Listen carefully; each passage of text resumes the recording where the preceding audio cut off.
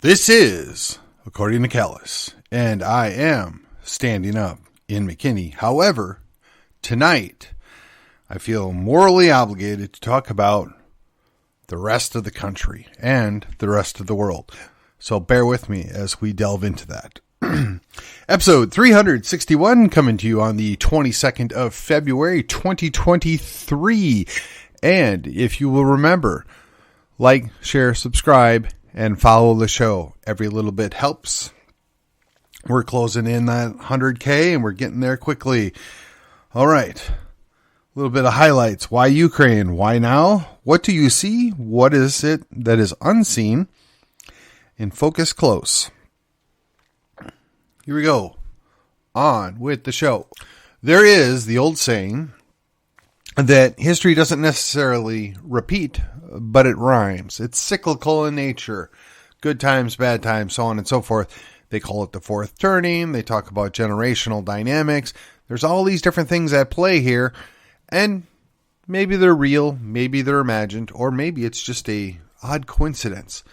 But when we talk about coincidences, have you been paying attention to what's been going on as of late? Do any of you really think that this is all just coincidences? Now, I myself know lots of things happen, and lots of things have always happened.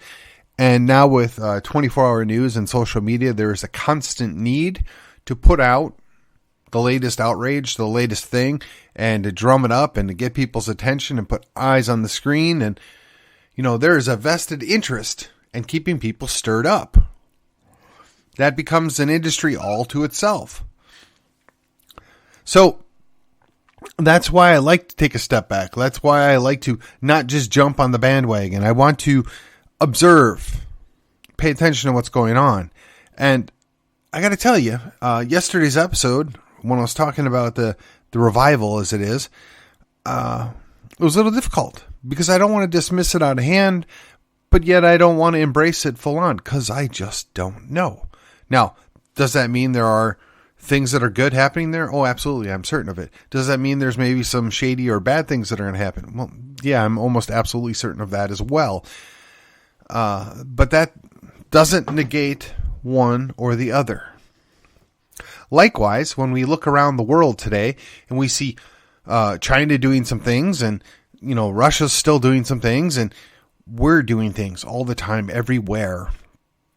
You know, I've talked about the fact that we're essentially an empire with military bases numbering close to, or actually I think it's over 200 in 158 countries.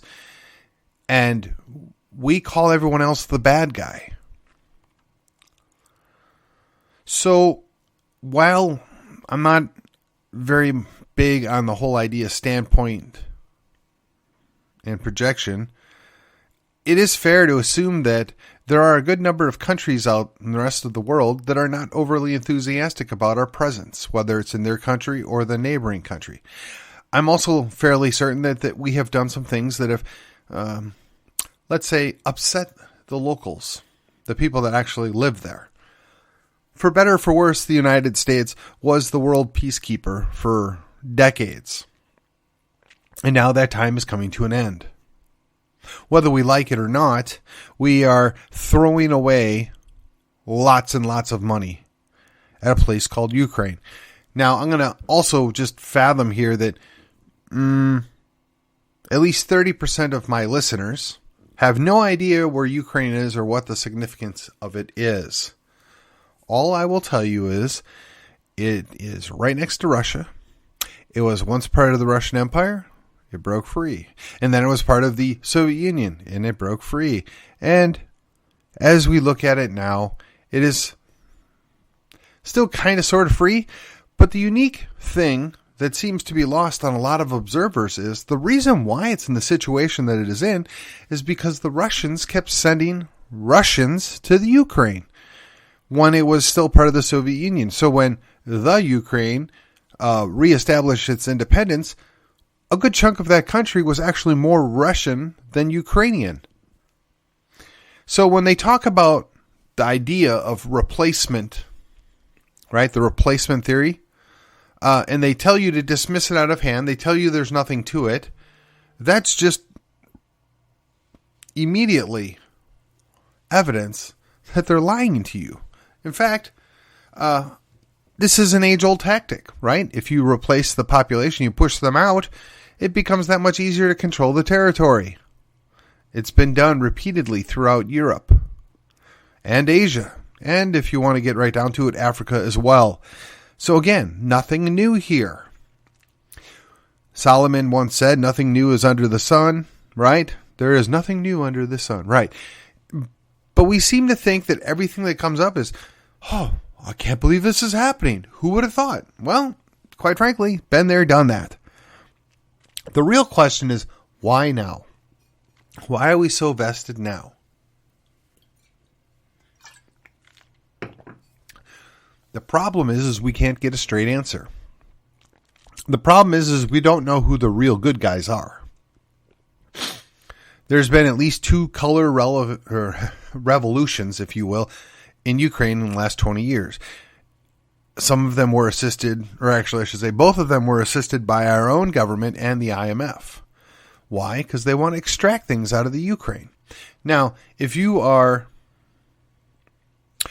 Russia and you see Ukraine, which was once your brother in arms, is now working against your interests after the allies, right, the NATO people told you we would never move any closer to Russia, you're going to really have a problem with the idea that Ukraine is no longer on your side.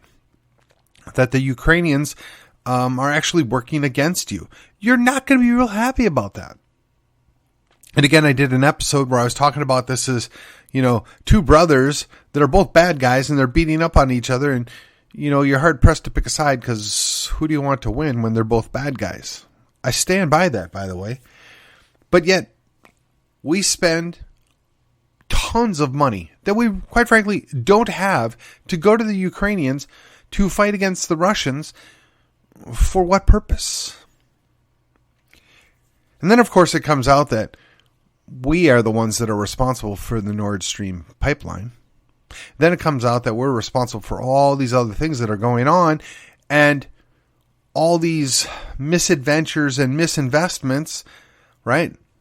The economists would call a malinvestment, right? Well, the malinvestment that we have been taking part of is exporting all of our production for decades and ignoring our infrastructure for decades. And then, oh yes, when it's convenient, the losing team in Congress will suddenly be concerned about infrastructure and we need to spend money in our own country. And then once they get there, they promptly forget about it and reallocate those funds. Just as an aside, do you really think it's more helpful to spend millions of dollars fixing rail beds or promoting DEI? I mean, which do you think is actually more helpful to our country as a whole? I suppose it doesn't have to be an either or, but if you've only got so much money in your bucket, how would you choose to allocate those funds? How much money do you think is really worth investing in somebody's idea of what diversity is, rather than actually creating jobs in industries so that people who previously weren't able to take care of themselves are now able to take care of themselves? So, we all see what we're told that we can see, right? They virtually ignored the derailment in Ohio for 2 weeks. They are now, when I say they, the people involved, whether it's our own government, the feds at multiple levels, the state government, or the Norfolk Southern Train Company, have purposely done things to poison and destroy the area around this train wreck. Now, the first question is, how did we end up with a train wreck? Second thing is, how do you let your train cars deteriorate to the point that that happens, much less the rail beds? But again, it's all to save a buck, right? It's all what makes the most efficient company. Well, I wish I could believe that, but I'm not so sure I do.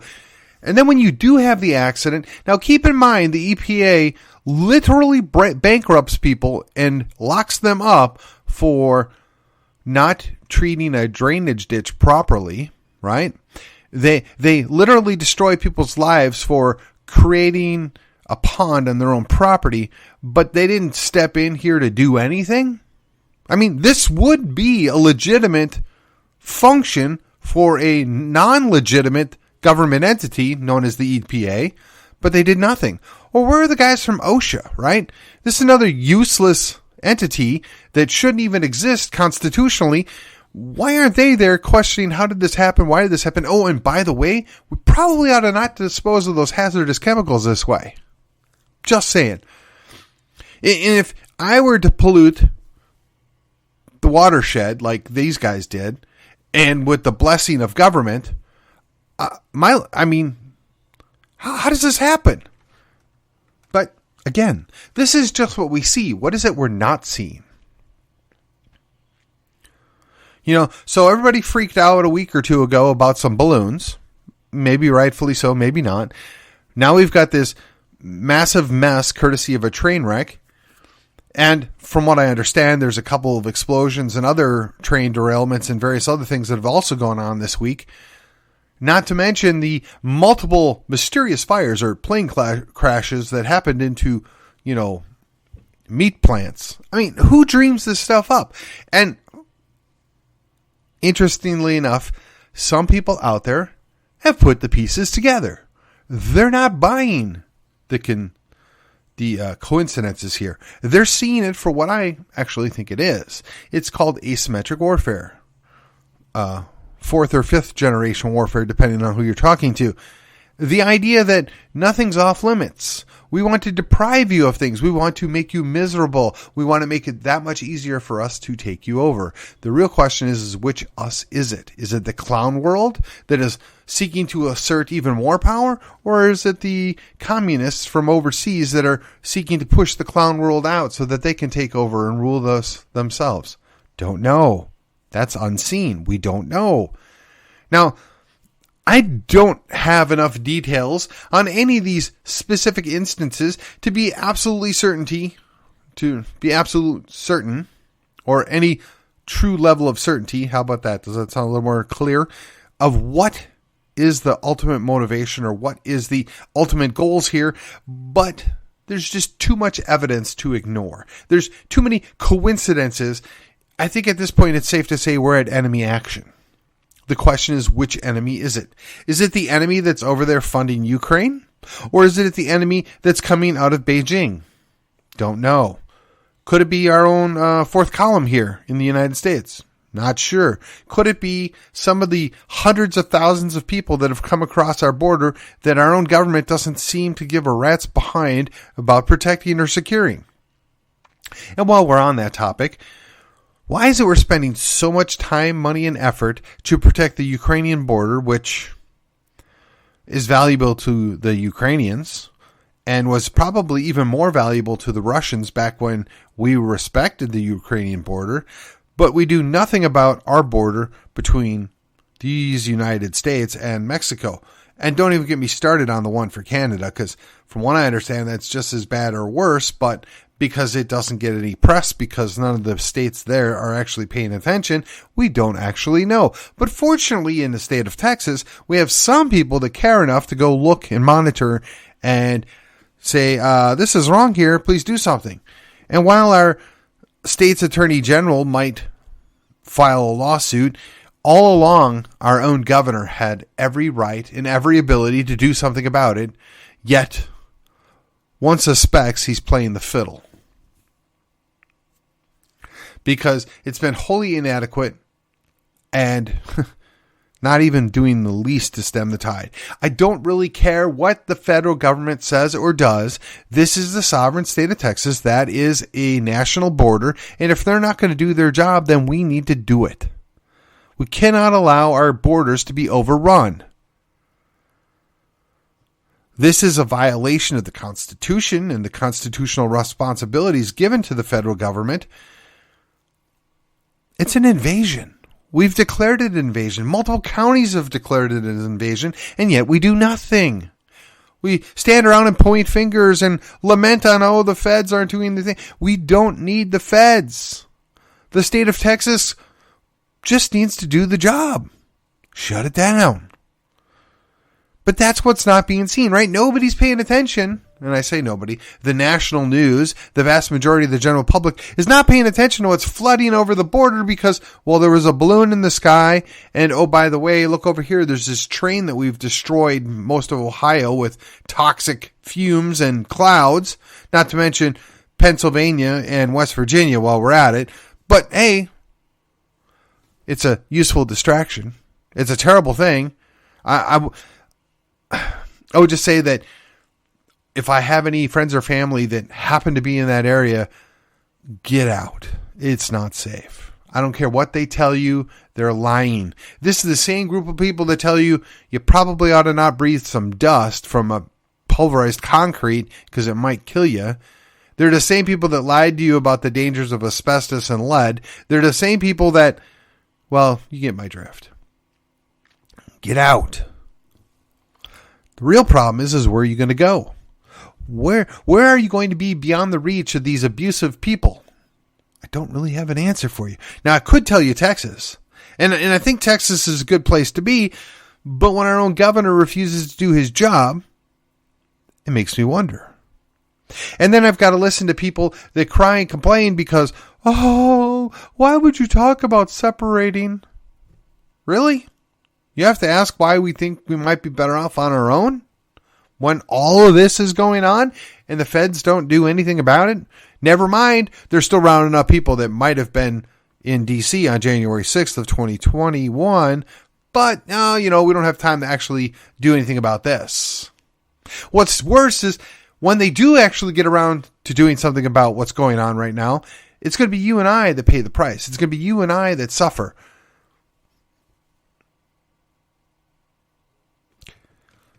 Perhaps we should just consider who is responsible for what's going on.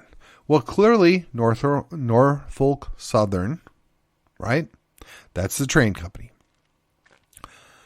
Clearly the NTSB, it's a National Traffic Safety Board. I think they also control the trains. It could be wrong, but if that's not them, as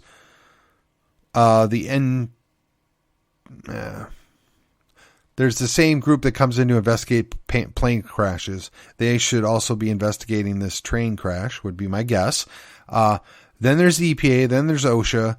Oh, and then there's the Department of Transportation, which again is another entity that shouldn't even exist constitutionally, but somehow we're stuck with it with Pete Buttigieg. Where's he at? What's he doing? Don't really care because he's barely competent. But needless to say, there are at least 3 government entities that should take responsibility for what is going on here and are not. And they don't even get me started on the state of Ohio. Their governor basically went hands off and deferred to the feds, maybe for good reason, maybe not, but it's still his state. It's still ultimately his responsibility. These things are happening in his state, and apparently he's doing little or nothing about it. Now, fortunately, Joe's overseas, so he can't make things worse. And Kamala, don't know where she's at, don't care. That's only Joe's insurance anyway. So, again, who are we going to hold responsible? What are we going to do about it? I'm going to suggest to you that what'll be is a fine will be assessed on Norfolk Southern. They may or may not go bankrupt, which means that we, the people, will bail them out, which means that we, the people, will pay off the people that got hurt by Norfolk Southern. And all the while, the executives that made the numbers for this quarter are going to get their money. And I'm going to also guess the CEO, the COO, and the president of that company are going to go retire in style, probably in the Bahamas, because they'll be persona non grata anywhere in the United States, would just be my guess. When in fact, they probably ought to be hanging out with Ken Flay. I think he's still in jail. And if he's not, then they can go take a stint there. But again, I won't hold my breath because there's not justice in these United States. Oh no. And the justice has very little to do with who your parents were. It has to do with what's in your bank account. Sometimes that has to do with who your parents were, but most of the time it's just about, well, how did you got the money? That's all we want to know. I once was reminded that equal justice is a repetitive statement. It's a duplicative statement. You don't need to say it. And I responded, yes, I know, but if it was actually true, then I wouldn't have to say that. And there are those that get hung up on the idea of social justice. Well, let me ask you, can you define what that means? Do you understand what's at play here? We had entire sections of a state literally damaged for untold years. And I don't think it really cared what color you were, what religion you were, or who your parents were. No. As a matter of fact, I suspect that it was done on purpose. I just don't know why. I can't help but think that we're being primed for our own takeover, our own demise. It's this controlled demolition that is taking place in these United States, and yet we continue to tolerate it. We continue to put up with this when, again, I don't know why. Now, I know there are those on the left that think something is going to be gained by, having less pollution. But I'm just going to assume that this one incident brought about far more pollution than anybody else has seen in that area for decades, while the leftists were in charge of what went on. I'd like to know where that whole ESG nonsense was at right now, because that is one of the things that they propose that they're going to make better when clearly it was worse. And God forbid they get any more power and fix things even better than this, because I don't know if we can survive it. But again, those are the things that are unseen. We've talked about the things that have been seen, and now the unseen. And I touched base on the now, right? The now is, there's a goal. They've been talking about it for quite a while now, 2030, 2030, 2030. What is it that they want to do by 2030? Well, they ultimately want to subjugate the entire world under their boots. And I don't care if it's a left boot or a right boot if my neck's underneath it. So the question is what are you going to do about it? Now we're talking, Callus. What are you going to do about it? Well, let me just tell you. There's three options, right? You can peacefully separate, aka national divorce. Interestingly enough, on Tuesday, I listened to the Glenn Beck program for the first time in quite some time. And just full disclosure, I think Glenn Beck is one of the last great radio men there are. And he was talking about national divorce. I was picking up from the context. I only got to listen to, I think, like 3 segments, which translates into a little less than 30 minutes, if I remember correctly. He was a little dubious. He was concerned that we'd be setting ourselves up for failure. My interpretation is he thinks the Constitution can't be improved upon if only it was enforced. I give credence to that argument. But it's not enforced, so perhaps we could improve it, especially if we put teeth in it.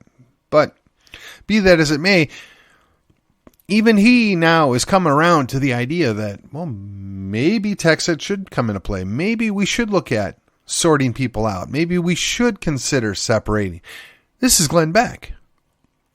This is coming to the mainstream. I only thought it was, Tom Woods and Daniel Miller that talked about this stuff. Or myself for that matter, but I'm tiny small potato.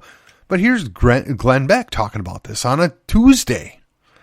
Now, I'm not sure what's going to come next. I don't know where we're going to go.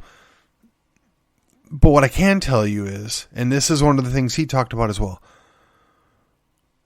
the way to fix it is right out your back door. The way to fix it is starting at City Hall, the school board, the county commissioners. And then if you got all your ducks in a row there, then you can go reform the state. You can go fix the state. Glenn also rightfully pointed out that the Texas GOP has been corrupted. Now, I would suggest it's less the party apparatus, right? I'm very happy with Matt Rinaldi, and his leadership has been pretty solid, as well as the State Republican Executive Committee. And they are doing their best to hold the feet of the elected officials towards the fire, right? To remind them who they work for and what they should be doing.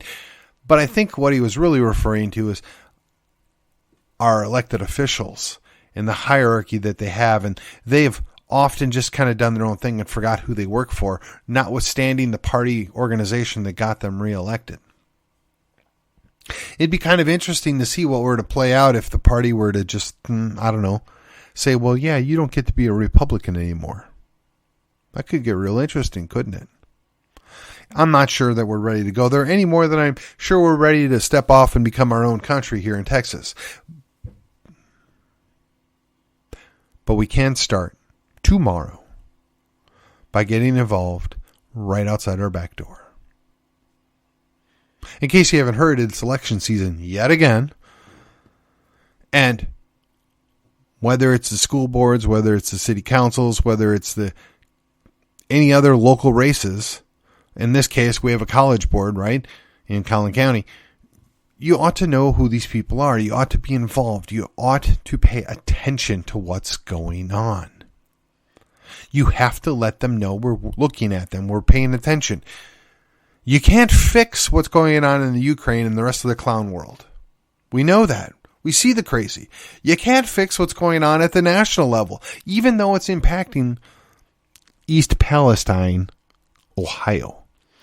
Those folks there, if there are any left in that city, that's their responsibility. We should be helping them in some way, shape, or form. We should be certainly praying for them, for those of you that pray. And we should have compassion and pity towards them and what they're going to be dealing with, because it's really not their fault. But ultimately, we can't fix any of that stuff. The best we can hope for is fixing Austin. The best we can shoot for is claiming back our state. But before you can do any of that, you have to start out your back door. And again, to Glenn's credit, Glenn Beck spelled it out not entirely differently than what I've been saying. Now, I wish I could say that, well, Glenn must have been listening to me, but I highly doubt that. I'm fairly certain he has no clue who I am. But it is reassuring that one of the last great radio men out there is talking about a similar subject and a similar solution that little old me has been talking about for, a couple of years now. Ladies and gentlemen, I'm here to tell you, what's going on is beyond your control. But you have to focus on the things that you can have some control over. And that means you're going to have to do more than go home at night and watch your Fox News or your Newsmax, or if you can still find it, OAN. Or worse yet, go sit in front of CNN, MSNBC, or whatever that other one is. Shut that stuff off. Go out, go visit your neighbors. Go to a local political rally or discussion. Go to a town hall. Go visit with candidates. Do a coffee. Go to the diner down the street. Well, do we actually have diners in McKinney? I don't really know. Go to the local restaurant. Hang out with people. Get to know them. Find out what's going on in your backyard. Get invested in how do we fix what's right here. Now, I wish I could tell you there are a lot of churches that are active and they're getting involved in these things. There's really not. But what they do fairly well is they help people in need. And there's another opportunity for you. Go find out. What can you do? How can you help your neighbor? What's there something you could invest in and spend time on? It's all better than sitting in front of the TV. Now, me, I get to listen to podcasts. I get to listen to the radio because I have to drive around for my job. I've had previous jobs where I was doing stuff all day long and there was no radio or there was no podcast. And that was quite all right because it's part of the job. You got to pick your battles. You got to invest your time wisely. You got to know what it is you're seeking to accomplish. For me, at the end of the day, what I want is to improve my city, improve my county, which is not to say that either one is bad, but they could be improved. They should be improved. To recover and rebuild my school district. Even though myself, I'm not going to partake, I really don't like government schools, but they do provide a function and a service to a great number of people. So if that's the case and people want to utilize it, I'm obligated to make sure they're getting what they're paying for, that it is a good service. Those are things that I can do and be directly involved in on a day-by-day basis. When it comes to my church, I still support my church. At times, I'm disappointed. They, maybe don't do things the way I would like them to do. They maybe don't approach certain things like the way I wish they would. But they're preaching the word. They're doing their job, their primary job. It's really hard to get too angry or disappointed when they're doing their primary calling. I can quibble over things that I wish they would do or not do. I can bemoan something that they're doing or not doing. But at the end of the day, if they're preaching the word of God and they're doing that, they're kind of doing their job. And it's my job to make sure I'm an active part of that. It's a challenge, right? As long as you're not violating core principles, you just kind of got to go with the flow and do the best you can with where you're at until you have no other choice. And quite frankly, my concern is we're getting to the point where we may not have any other choice, particularly when it comes to our federal government. And I'm going to riff on a little more what Glenn Beck had to say on Tuesday when it comes up on Thursday's episode. I think it was very important. I think he hit on a couple of key issues, which coincidentally are very similar to things I've brought up in the past. And I want to make sure that it's not a rebuttal. It would call the callous expansion. After all it is, according to Callus. And, if I'm going to do this, I'm going to make it mine. And with that, I will see you on the other side.